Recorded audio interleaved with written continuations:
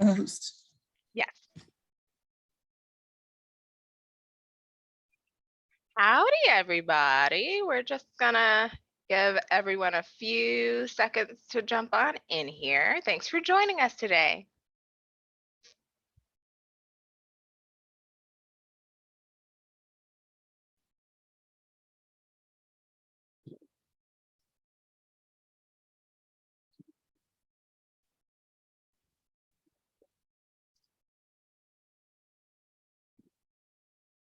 All right. Hello, everyone, and welcome to Technology Tuesdays. My name is Lydia Nimke, and I'm super excited to bring you all today's presentation on Gmail and Google Calendar. This is actually the second in a series about Google tools, and this will hopefully give everyone some info they need to take advantage of these awesome services. If you are interested in the first presentation and you weren't able to make it or didn't receive the recording, please let me know in the chat and I'll mark it down and make sure you receive it as well. You all are muted and have your cameras turned off by default, but please don't let that stop you from asking questions in the Q&A box down below and engaging in the chat. With us today, we also have Beth Gabriel. Hi, everybody. I'm hanging out in the background. I will be reading your questions out loud to Lydia, so make sure to put those in the Q&A as we go along. Welcome. I'm excited to learn more about my Google Calendar, which I use all the time. Awesome. Thanks, Beth. So let's go ahead and jump into some of the main concepts we'll be covering for today. We are certainly going to talk about sending and managing email through the Gmail service. That's kind of a big chunk of what we're going to talk about today. And we're also going to talk about adding events to Google Calendar, as well as sharing and customizing calendars. And then we'll do a lot of demonstration today. We'll do demonstrations both in Gmail and in the Google Calendar. All right, let's get into it. So for those of you who do not know, Gmail is a free email service provided by Google. And in many ways, Gmail is like almost any other email service. You can send and receive emails, block spam, create an address book, and other basic email tasks. But it also has some more unique features. It's important to note that a Google account is needed to access Gmail because it's one of the many services offered by Google to its registered users. So signing up for a Google account is super free and It's free and super easy. And we go over this in a little bit more depth in the first Google Tools presentation. Naming your Gmail email address is part of that sign up process. So whenever you're signed into Gmail, you're automatically signed into your Google account, and you'll also be able to easily access other Google services like Google Docs, Google Calendar, YouTube, and so on.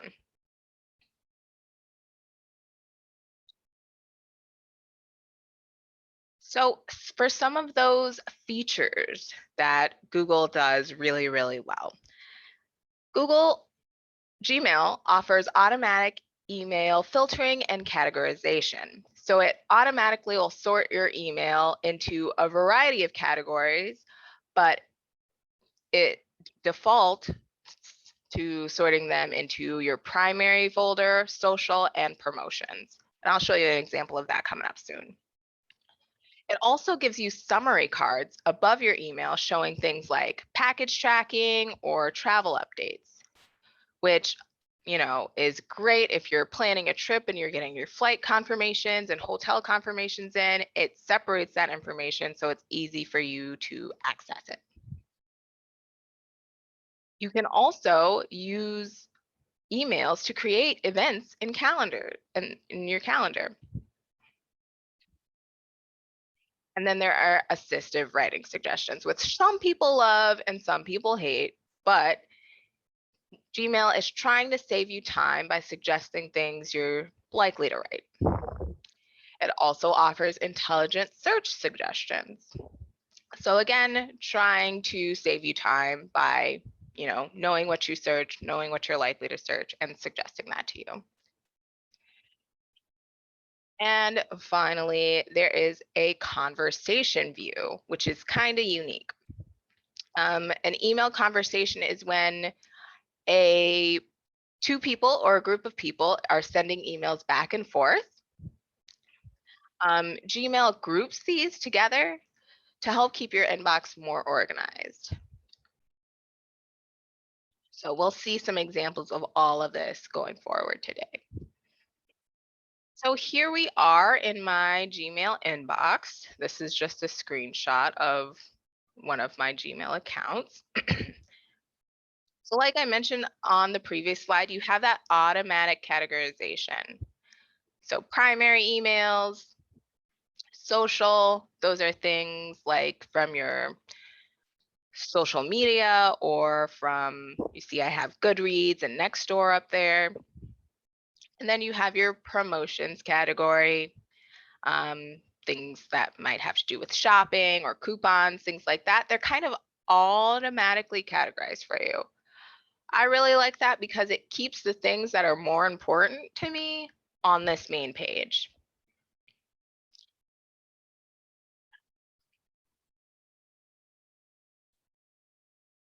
Over on the left here is where we have our compose button, as well as all of those folders. So you can see things that you sent or drafts you have yet to send right here. And you can scroll down, there's a bunch more, and you can always add more folders or categories as you need them. At the very top, we have our search box and our filters for searching. And then here we have our support as well as our settings cog. And this is where we're going to do all of our customization and access those general mail settings. Here is where we can access other Google apps. And if you'll remember, this profile picture icon up here is where we can access our Google account. And down the side here, we have what are called add-ons. We have an add-on for our Google Calendar, for notes, for our tasks, and for our contacts. And you can add more add-ons to this left menu if you choose. And that's really your Gmail inbox in a nutshell. Of course, you have your listing of all of your emails in the center. The most recent emails are always going to be at the top. And we're going to go over this a lot more in the demo portion, but I just wanted to give you that brief overview of kind of what you can expect to be looking at. Now, I'm not going to get too into the weeds of mail settings today, as they can be kind of very specific to your purposes, but I do want to let you know that there are a lot of things you can change and customize by accessing that settings cog and amending your mail settings. So for example, pretty much anything that changes Gmail's appearance or behavior is going to be accessed through your settings. So you can change your signature. So what appears at the bottom of emails you compose, sincerely, Lydia Nimke, so on and so forth. You can change that area. You can add a vacation reply. So responding automatically to emails when you're not available to check your email to let people know, I'll be back on Monday. If you have any dire need of me, give me a call, so on and so forth. You can also change your theme or add blocked emails. So emails you don't want to receive any contact from. Or maybe you don't like the automatic categorization into the primary, social, and promotions. Maybe you just want all of your emails to show up in one spot for you. You can change that. You can turn that off. Or perhaps you don't like conversation view and you want to see all of your emails one by one as they come in. you can change that as well. We're also not really going to talk about adding context too in depth, but of course it's an option. Like all major email providers, you can have an address book of contacts, so you don't have to memorize everyone's email address. And you can also add other contact information like phone numbers, birthdays, or physical addresses. Now, if you're coming to Gmail from another email service, you may already have a contact list. And it, of course, would be a lot of work to enter all that information again. Gmail does allow you to import your contacts from other email accounts, and you can even import all of your email messages from that account as well.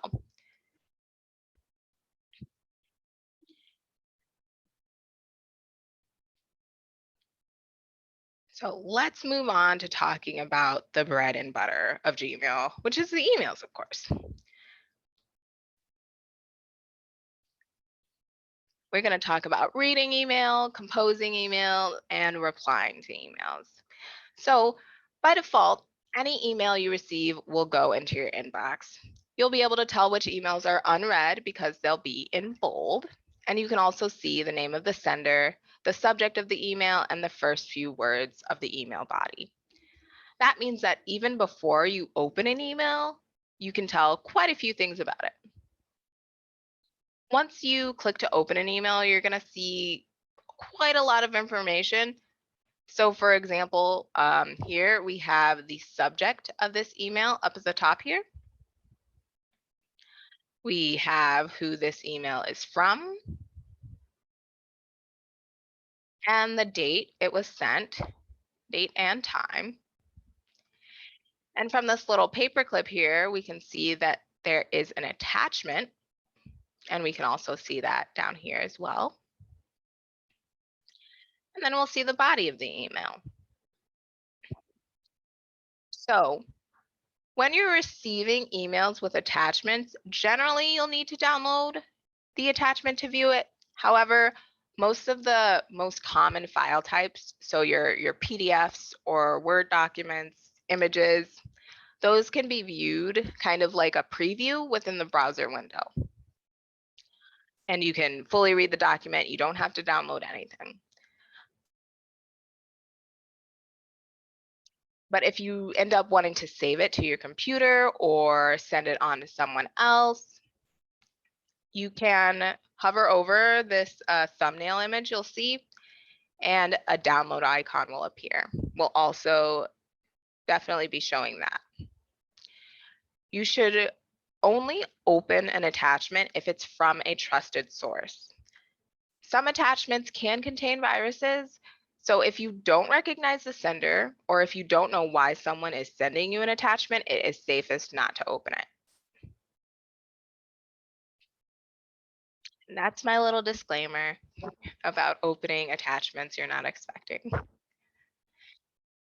Now, when you're writing an email, you're going to use the compose window. And this is where you'll add the email address of the recipient, the subject, and the body of the email, which is, the email message itself. You'll also be able to add various types of text formatting. So if you want to make the font bigger or a different style of font, bold, italic, you can do all of that. You can also do your lists and numbered lists as well. You can also add attachments by selecting that paperclip, which you'll find at the bottom of your compose window. You can also do things like add inline links, emojis, and a whole other gambit of options for sharing down at the bottom.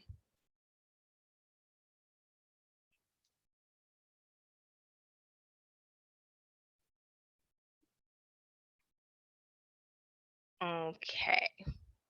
Now for replying to emails. You'll be receiving emails from others generally, and you will probably reply to emails as much as you compose them. So when you reply, the recipient's email address will automatically appear in the to fields, so you don't need to worry about putting in their email address there. Sometimes you'll receive emails where you're not the only recipient, and you'll want to decide whether to reply just to the person who sent the message or reply to all. So all the recipients and the sender. So for example, if you are getting an invitation email to go to a party at someone's house, you can either reply to everyone who was invited and say, I'm not coming to this party. Or you can reply just to the person who's inviting you and say, I'm not coming to this party. So just a reply is just going to be between one person and another person, whereas reply to all is from one person to many people. I do recommend that whenever you're replying to emails, you just double check the to fields and the CC fields if they're filled out, just to make sure you're sending your message to the correct people. I have definitely sent emails to the wrong Elizabeth at my job, and it's just kind of a funny situation, but I guess there could be more implications in different environments, right? So we'll go on to the next, and this is just an example of what those conversations are going to look like in your inbox. So, like I mentioned, conversations are a group of several related emails. Generally, they're just from each person replying to emails, kind of like a chain.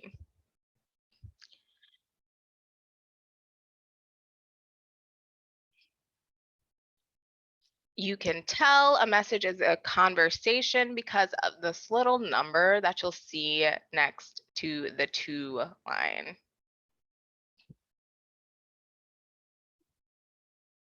And that number is how many emails you've sent back and forth so far. So to view a conversation, you'll be in your inbox and you'll just select a conversation.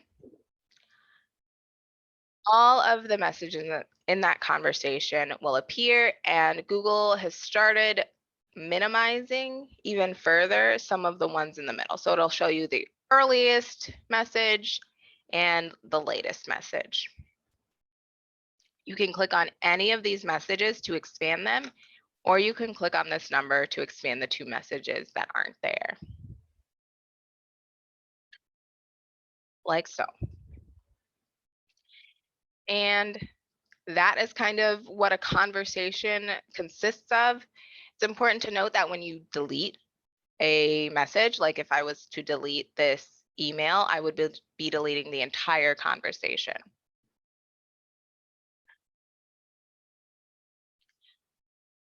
So now, just to give you a preview of what we're gonna kind of go over as far as managing email call, we are gonna talk some about deleting unwanted messages.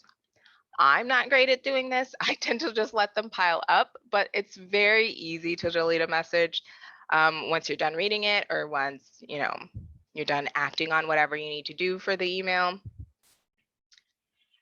We'll also talk a little bit about dealing with spam. So spam or junk mail is usually sent directly into your spam folder, so you never see it. It never gets into your inbox. However, some spam might make it past Gmail spam filter, and instead of just deleting those, we want to make sure everyone knows how to report them as spam so Gmail can filter them out in the future. And then we'll talk about archiving emails. So there are some situations where you may want to remove emails from your inbox, but you don't necessarily want to delete them. So if you're going through a situation where you're getting insurance quotes and you're getting lots of quotes into your email, but you decide to go with a specific company and you still have the other quotes, maybe you want to hang on to those other quotes for the future, but you don't necessarily need them to stay in your inbox. You can archive them, still have access to them, but they won't be clogging up your inbox. And then we'll also talk about searching through your email. So the search function on Gmail is actually really, really good. And you can search the subject, who it's from, who it's to, a whole bunch of things. So you can find a message, even if you don't remember who sent it or you didn't put it in a specific folder.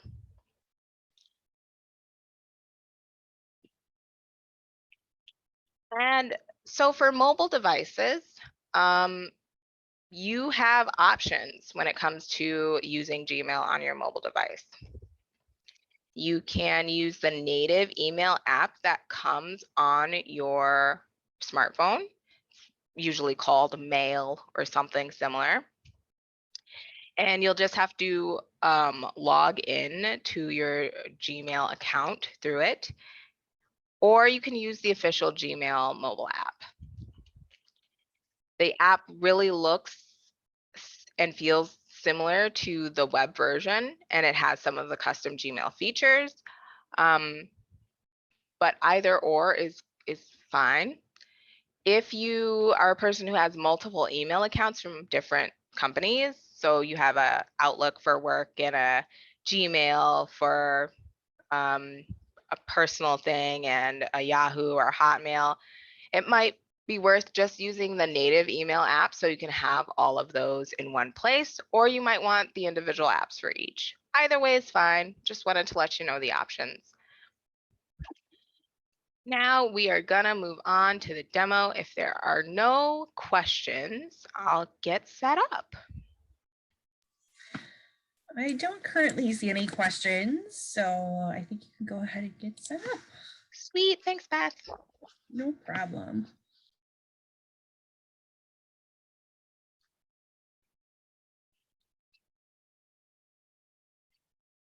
All right.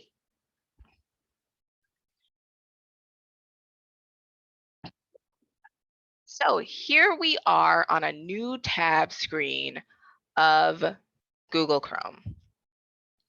And there are a couple different ways to get into Gmail. So as you'll notice in the upper right-hand corner of this page, we can just click this button and be taken instantly into our Gmail account. Because remember, we're signed into our Google account because we're signed into Google Chrome. So we have all our bookmarks and we have access to all our apps. And I'm already signed into all of them. So it's really that simple. There's no need for me to go to a URL and then log in each and every time because I'm on my home computer. It's pretty much all kind of instant. If I was on a different web page, let's say I was on UW Milwaukee's webpage and I wanted to get to my email, I could also just type in gmail.com and be taken there that way. So those are kind of the two most common ways to get into your Gmail account. There's a lot more, but that is pretty much the ways I generally use. The last way I'll show you is again on the new tab screen. You might have your apps be your opening screen. You can select Gmail as your app and that'll take you to the same place. So there's plenty of options for accessing. It should be pretty easy. Whatever feels right to you is the way to go about it. So now that we're in our inbox, again, we have all of those options along the side I mentioned. Our compose button will bring up that new message in the lower right-hand corner. We also have access to our sent mail, our drafts, and we can scroll down and see all of our other categories there.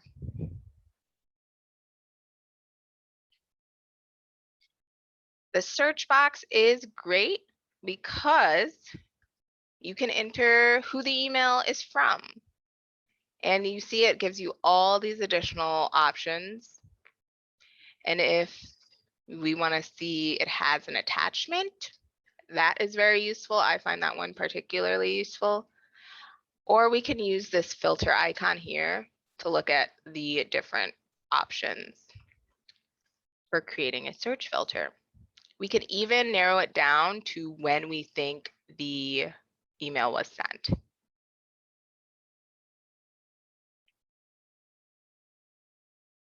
So let's see.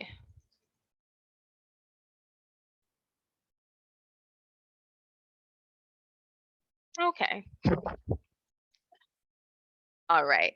And then over here, we have our access to support. That settings cog, I'm telling you, there's a lot of power behind that settings cog. If we want to turn off conversation view, we can do that here. We can change how our email previews are set up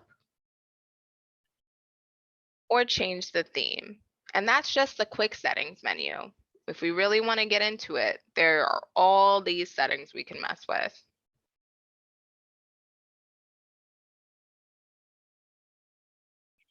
And if you have a setting you know needs to be changed, this is where it's going to be. All right. Then we have our access to other Google apps and our Google account, and then our add-ons along the side. Now, as you all can see, I'm not great at organizing my inbox. This is kind of my biggest shame, that I have 24,000 messages chilling in this Gmail account. But Gmail is really helpful to me because it organizes the messages when they come in. So I only really have to look at this primary one. I don't have to look at the social. It's mainly just Goodreads updates. I don't have to look at the promotions. I just know that if anything is directly to me or is of moderate importance, it's in this primary folder. Big help to me. Now, actually gonna switch over to a different Gmail account that has less emails in it, so I get less distracted. And we're gonna talk about reading an email. So as you can see, this email is bolded. So that means I have not read it yet. So I will just click on it to read it. I can also see that this email has 3 attachments and they show up kind of below the subject. So we'll click on that and I can see these 2 emails have been condensed because this is a conversation now. And I can reply to the latest email and say, you know, a response.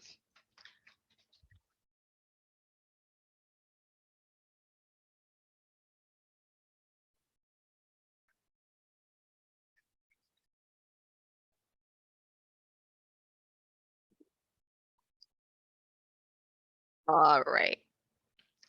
Or if I didn't want to respond to the latest email, it's also pretty easy to open an earlier email and respond to it. So now I'm responding to the first email that was sent instead of the last one.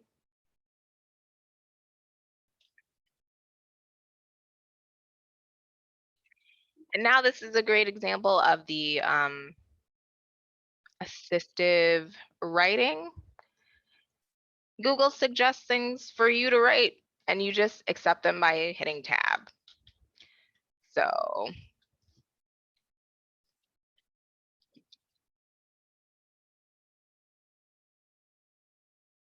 and then we just push that blue send button and it is sent off to the recipient. Pretty simple. I do want to talk about sending attachments because that is a thing that can get a little tricky. So when you're sending an attachment, you're gonna push on this paper clip down here. Now, You might ask yourself, how am I supposed to remember what all of these icons mean all along the bottom and all along the top even? We didn't even go over the top yet. If you hover your mouse over any of these icons, it will pop up and tell you what it does. So as you can see, I'm hovered over the paperclip and it says attach files. I don't remember what every icon means either. I don't think anyone can be expected to, but as long as you hover over the icon, it will tell you what it does. So let's attach some files.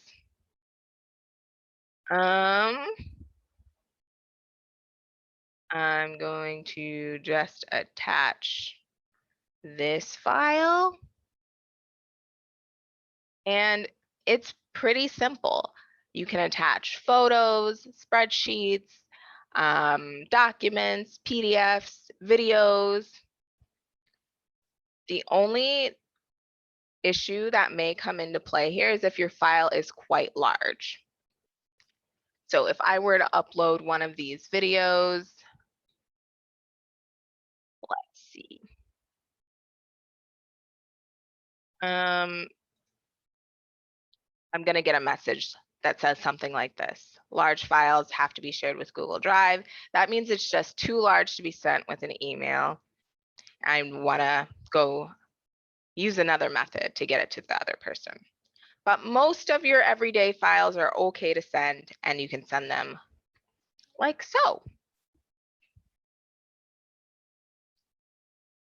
Now, let's compose a new email and talk briefly about adding contacts. So I'm going to send an email to myself.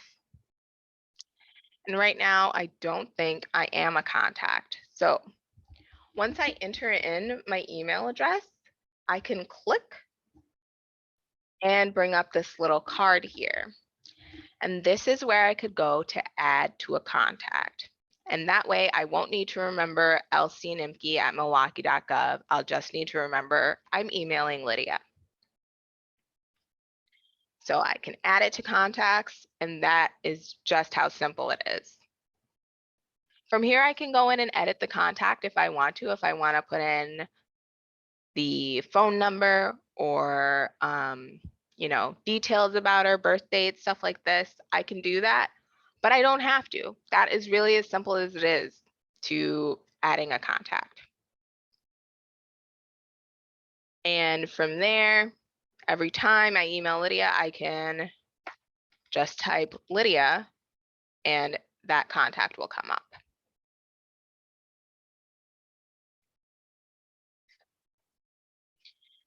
Okay. So let's jump back into our inbox for a moment to talk about managing emails. So if you're getting a lot of emails coming in and you want to be more organized than I am, you can delete emails once you're done with them. And you can do that a couple of ways. You can hover over the email itself and select it. And once you do that, in this checkbox in the far left side, you can check it. And once you do that, this menu will pop up on the top here. And you have all your options for what you want to do with this email. Like I mentioned before, you don't have to know what these mean. If you hover over them, you can see this one is to archive the email. This one is to report it to spam. This one is to delete the email. And then there's a couple more options for you there. But these are really the three key players.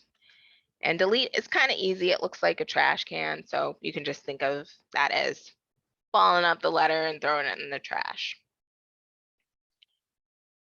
If you're going individually, you can delete an email by hovering over it and coming to the right-hand side. And once you do that, you'll see conversation move to trash. If you want to delete multiple emails, you can certainly do that just by clicking on each email individually.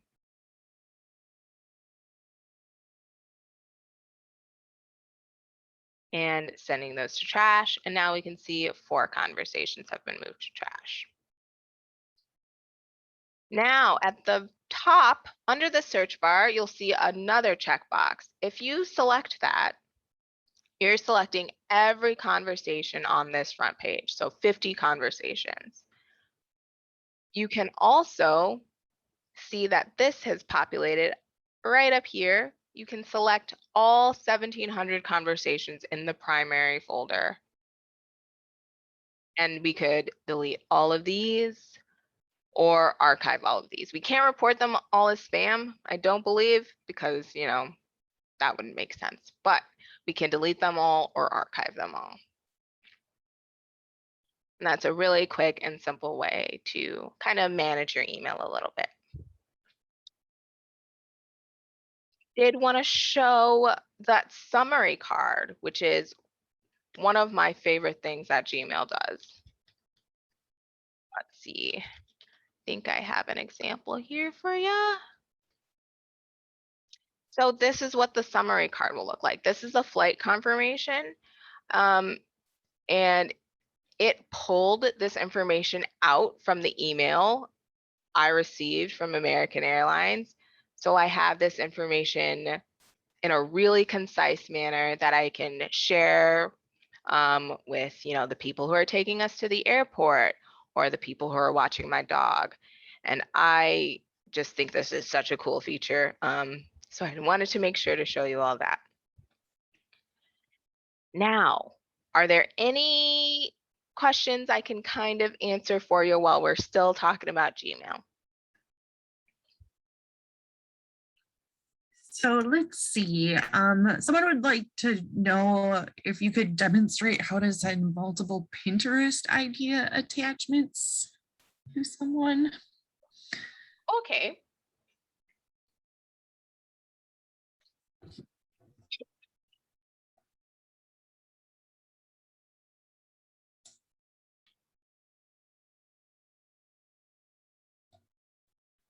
Oh, sorry, everyone. Coughing attack.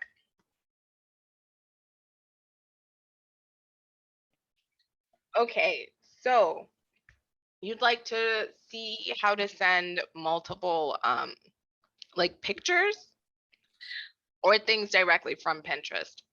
It seemed to be specifically from Pinterest, and I'm wondering, I guess if I was sharing lots of things from Pinterest with somebody, I would maybe create just a Pinterest board that you could send the link to so they could see them all in one spot. Yes, that is totally what I would do as well. And that is what I did when I was planning my wedding. So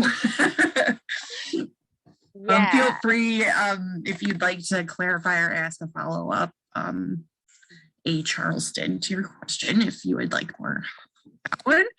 Yeah. Christina would like to know, how do you get rid of the suggested wording feature in email? I find it annoying. Gotcha. Absolutely. That's a great question. I know lots of people would find it annoying as well. So you're going to go to your settings, and we have to go into the big settings. And Smart Compose. It's in your general settings. You're just going to scroll about halfway down the page and turn writing suggestions off. And there are a couple other things you probably want to turn off too if you find Gmail like kind of forcing you to do things annoying. Like Smart Reply, you might want to turn that one off as well. Or personalization for Smart Compose, you probably want to turn that one off as well. And yeah, there are a couple other things you might want to look into turning off as well if you're annoyed at Google suggesting things, because they want to suggest things. That's one thing about Google for sure. Thank you for the question. All right, we have one more. Oh, a follow-up. So Maureen would like to know, if you mark stuff as spam, are they supposed to never come back in your email? That's a great question. If you mark stuff as spam, what you're essentially doing is letting the email service know that this email is unwanted and this email could be dangerous in some instances. So a lot of things you can just unsubscribe to and they won't send you emails anymore. Spam is a little bit more like, you've won $1 million. Click the link below and provide your address, mother's maiden name, phone number, and social security number, and we'll gift you your $1 million. That's, kind of more phishing attacks. And obviously, sometimes things are just annoying and they fill up your email account with like 8 emails a day. That can be spam as well. So those are kind of two varied examples. When you mark something as spam, it's supposed to let Gmail know that it's unwanted so that in the future they are better at recognizing those spam emails and hopefully filtering them straight into spam. So you'll still get them, but you may not see them anymore, if that makes sense. So I have some spam here that is, I don't even own a house, so I don't know how I ended up getting emails from Leaf Filter and True Green. That is really weird. But I never see this because Gmail kind of does that work for me. I may have marked them as spam once, or they may have just, done it themselves. I hope that answers your question. Thank you for the question.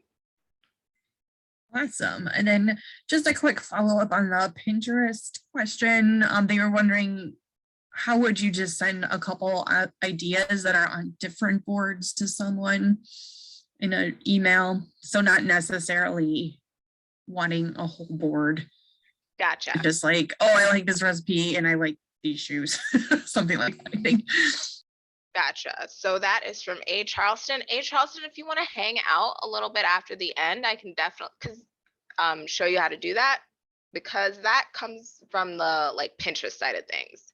It's really easy to send stuff from Pinterest to different email addresses, and I think that might fill your need the best. So if you stick around just after the, all right, sweet. Cool. Now we're going to jump back into our presentation and talk about Google Calendar. So Google Calendar is another powerful and free service that you can use to organize your schedule and coordinate events with others. Some of the features I love are that you can share calendars with others and easily switch what calendar is being displayed. And you can also access your calendar from any computer or mobile device as long as you're signed in with your Google account.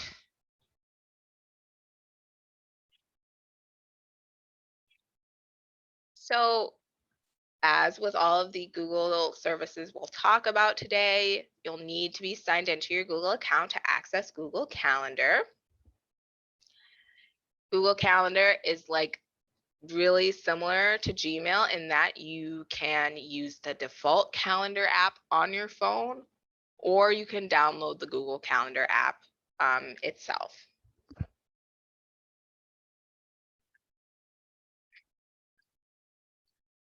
There's a lot of viewing flexibility when you're navigating Google Calendar. I'm not going to go over it specifically in the slides because it's a lot more useful to see it, how it actually works, and what you'll be able to see when you're actually in it.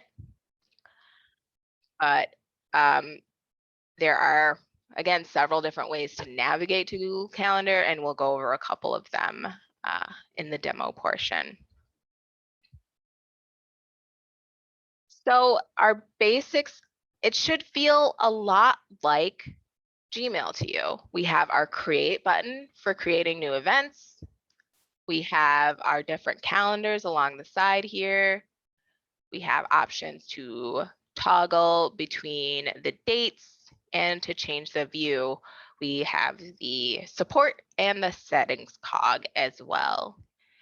We have our Google Apps, our access to our Google account, and add-ons again.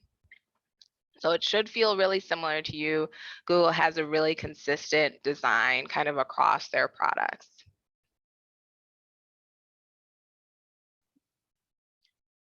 All right. And each of these blocks you see here is an event. Some of them are holidays, so they're the entire day. I have my work schedule in this one because, I just want to know to not schedule stuff on days when I'm supposed to be at work. And I can modify any of these events by clicking on them and, changing the details. And I can even drag and drop them. So say on this Monday, I'm supposed to be working from 11:30 to 8.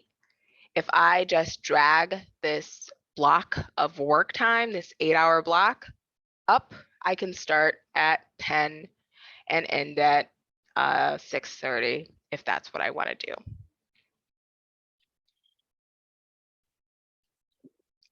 So what I'm the most excited to show you all is how to create and share new calendars. It's actually pretty similar to creating new events. But I love to use this for like household management. I have a calendar called Nimki Household that I share with my husband, and any bills we have to pay go in there. Anything to do with taking our pets to the vet or the groomer, they're in there so we can all, know and participate in, the household. So let's jump in and go over the calendar. So how we'll access our calendar, generally how I get there is just by going to the Google Apps in the upper right-hand corner of a Gmail screen and scrolling down until I get to the calendar icon. But you can also access it through your add-ons, right? If you use this, you can see your calendar there as well and open it in a new tab. So this is the wrong calendar. It doesn't have anything in it. So we're going to switch to this one.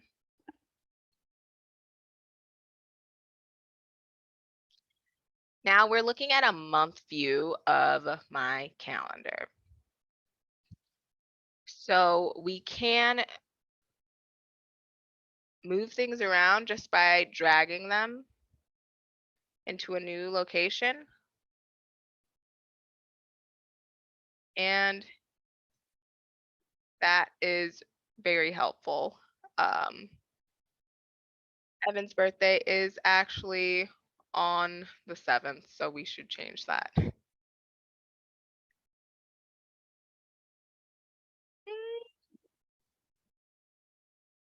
Oh, this is too much. All right, let's create a new event. So if I wanted to create an event for Tech Tuesdays, every Tuesday from 5 to 6, I can do that. And I can also add guests. So this is really nice because you can send an event right into someone else's calendar. So if I wanted to create this event and invite myself, I can do that. And if I wanted to add the location as the Milwaukee Public Library, I can do that as well. And I can add a description or an attachment. So if I'm planning a Halloween party and I want to give everyone the rules to a murder mystery game, I can put that attachment there. You can also change the recurrence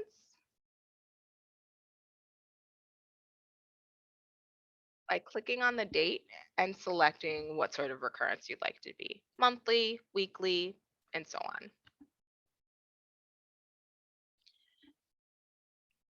And that is the gist of the options. You can also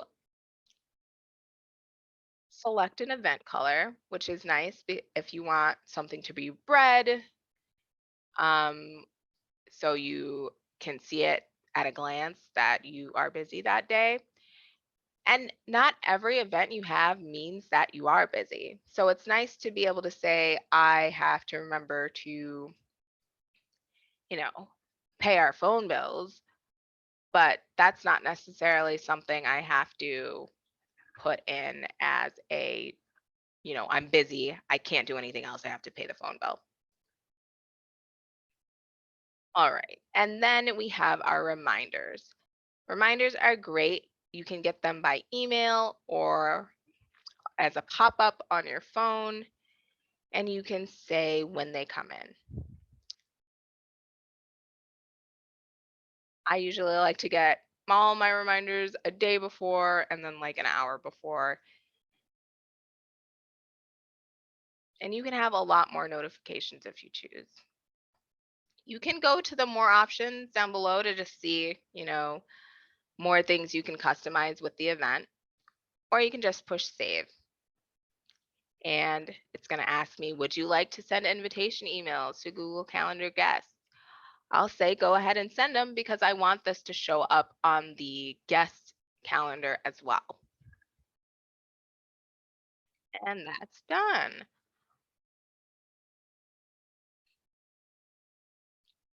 Now I could drag and drop this over and it's going to send an update email. And that's cool.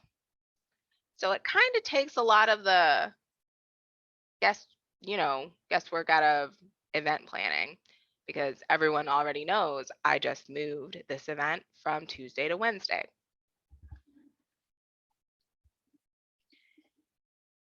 Now, my favorite thing, like I mentioned, is using my household calendar to kind of manage what all goes on in my house.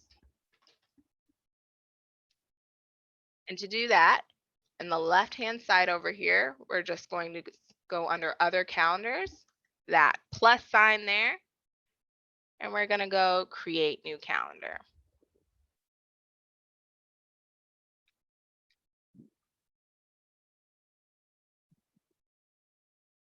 So there are lots of calendars you might want to share. You might want to share a calendar with your entire house with all the kids' appointments and school recitals, or maybe you have a bunch of grandkids all over the place and you want to have all their birthdays and notes about what they want for Christmas, leading up on your big shopping days and things like that. You can really make it whatever you want it to be. Now we've created a new calendar and we have a pop-up down here to configure it. So once we click on that, we can scroll down a little bit to share this calendar with specific people. So in my case, the only person I share this much information with is Charlie. So I would put his name there. And then I would edit his permissions so that he can make changes and manage sharing because he's going to add stuff to this calendar too. I'm not the only one. However, if I was sharing this calendar with, say, I don't know, a personal assistant or something, maybe they can only see if I'm free or busy. All right. And there are a bunch of other things you can customize about calendars. Um, and you can even send out links to your calendar so that people can view them in the web browser, which is so cool. Instead of being like, when is Lydia available? Or what does Lydia want to do? You have this calendar of fun things to do that you can send out to your friends and be like, pick any day. I'd love to do one of these fun things with you. Okay. From there, we're going to go back to our main calendar. And I'm going to toggle the view to a weekly view up in the upper right-hand corner there. Because sometimes this is a little bit more useful to me to see it as a weekly view than a monthly view. And on those super busy days, maybe I want to look at a daily view.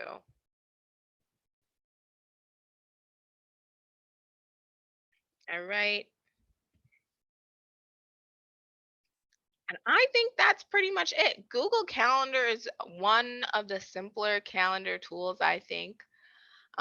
You can also create events that have Google Meet in them if you use Google Meet for video conferencing services, which is a really nice feature as well. I don't much use that because I have too many other video chat things to keep track of, but it's perfectly good at, seeing people's face you might not have seen for a while. So, yes, are there any questions about Google Calendar? I do not see any in the Q&A. Wonderful. Let's jump back in to our presentation. If you find you have any questions, feel free to let me know at lcnimke@milwaukee.gov. I'm happy to, send you additional resources or videos that might explain something more relevant to you better than I could. So feel free to hit me up there. And just a little bit about the Google Tools series. So last time we went over the Google account and Google Chrome, which is a free web browser. This time we talked about Gmail and Google Calendar. Next time on November 16th, we'll take a deep dive into Google Drive, specifically Google Docs and Google Sheets, which are, Google's answers to Word and Excel. So that will be very fun. And I hope some of you will join us for that one. And again, this is the last week, I believe, to fill out our racial equity and inclusion survey. So if you didn't get a chance to last week, I would really appreciate you taking the time. It's a brief 5-minute survey. It's also available on our website. It'll open up automatically in a new tab after this webinar. And if you didn't take it yet and have the time, I really appreciate you filling it out. And so next week, taking a little break from Google, we're going to talk about the sharing economy. So that should be a fun time as well. Thank you all so much for joining us today for Tech Tuesdays and learning about social media with me this month. Yeah, have a great rest of your week, everyone. Lydia. Yeah. All right, so Charleston, Charleston, is that? All right, Pinterest. Let's hop over to Pinterest.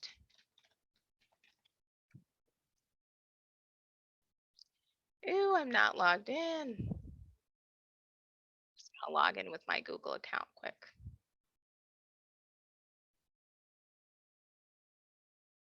Boom. All right. So I'm assuming, Charleston, that you have a Pinterest account. I could be wrong. You let me know.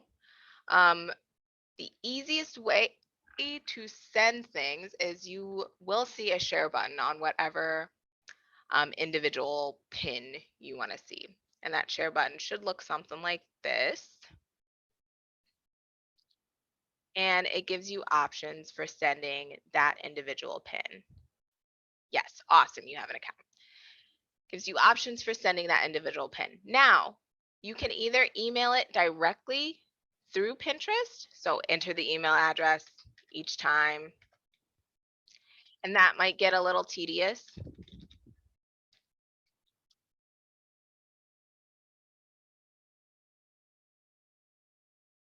Pin and send like that, or you push that same share button and copy the link. You can copy that link and then come over to a new tab and go to compose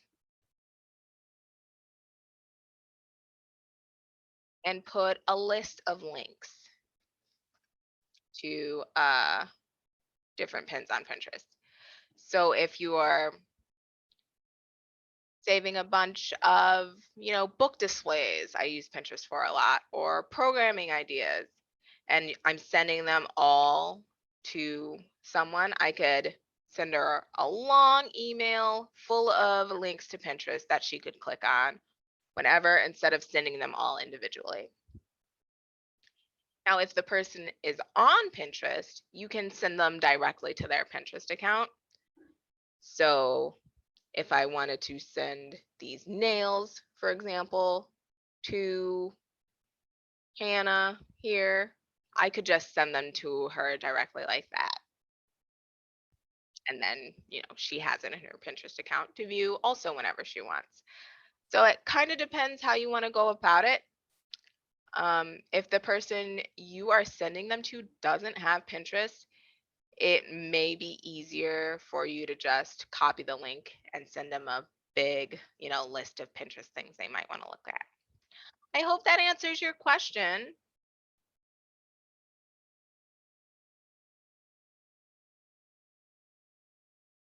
And if not, you can always let me know. Awesome. Yes. If they have Pinterest, just send it to them like through the share app and scroll down, and you should be able to, if you don't see them instantly, you can search by their name and they should come up for you. Yeah. And that's really fun. And you get to send each other cute things all day. Thank you so much for the question. And I hope you have a great rest of your week, everyone. Bye.